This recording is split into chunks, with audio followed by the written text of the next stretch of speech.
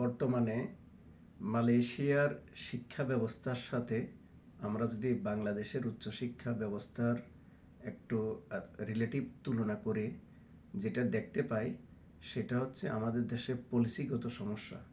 যেমন আমাদের বর্তমান নবনির্বাচিত সরকারের শিক্ষামন্ত্রী জনাব এহসানুল হক মিলন সাহেব উনি মালয়েশিয়ার ইসলামিক ইউনিভার্সিটি থেকে পিএইচডি সম্পন্ন করেছেন।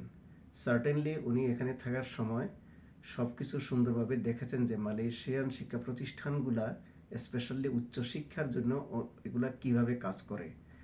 যেমন আমাদের দেশে দুটা কনসেপ্ট আছে, একটা হচ্ছে ব্রেন গেইন আর একটা হচ্ছে ব্রেন ড্রেন।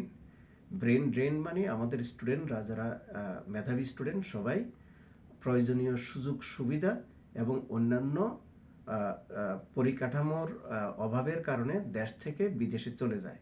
তা আমরা যদি ওই ধরনের সুযোগ পেয়ে থাকি, সরকার যদি ওই ধরনের পলিসি নেয়, তাহলে আমার ইচ্ছা আছে বাংলাদেশে গিয়ে একটা আধুনিক ল্যাবরেটরি স্থাপন করার, যে ল্যাবরেটরিতে আমাদের ছাত্ররা যারা মাস্টার্স পিএইচডি করবেন অথবা পোস্ট গ্রাজুয়েট স্টুডেন্টরা যারা সেখানে অত্যাধুনিক ইকুইপমেন্টগুলো ইউজ করে, স্পেশালি যে তরুণ শিক্ষার্থী যারা যারা আন্ডার গ্রাজুয়েট করেছেন, পোস্ট গ্রাজুয়েটের জন্য যারা চিন্তা ভাবনা করছেন যে বিদেশে স্কলারশিপ ছাড়া পড়ার কোনো সুযোগ নেই, তাদের জন্য আমরা বাংলাদেশেই এ ধরনের ব্যবস্থা করতে পারবো। অ্যাটলিস্ট মাস্টার্স তারা উইথ রিসার্চ মুড বাংলাদেশে করতে পারলে নিজেদেরকে ওই লেভেলে আপ স্কিল যেটা আমরা বলি, সেই ইন্টারন্যাশনাল লেভেলে যদি তারা বাংলাদেশ থেকে এ ধরনের ট্রেনিং পেয়ে থাকেন, তাহলে তারা তাদেরকে বিশ্ব নাগরিক হিসেবে গড়ে তুলতে পারে। এই 25 বছরের এক্সপিরিয়েন্স যেটা মালয়েশিয়াতে আমরা অনেক কন্ট্রিবিউট করেছি, সেটাকে কাজে লাগিয়ে আমরা জানি যে কিভাবে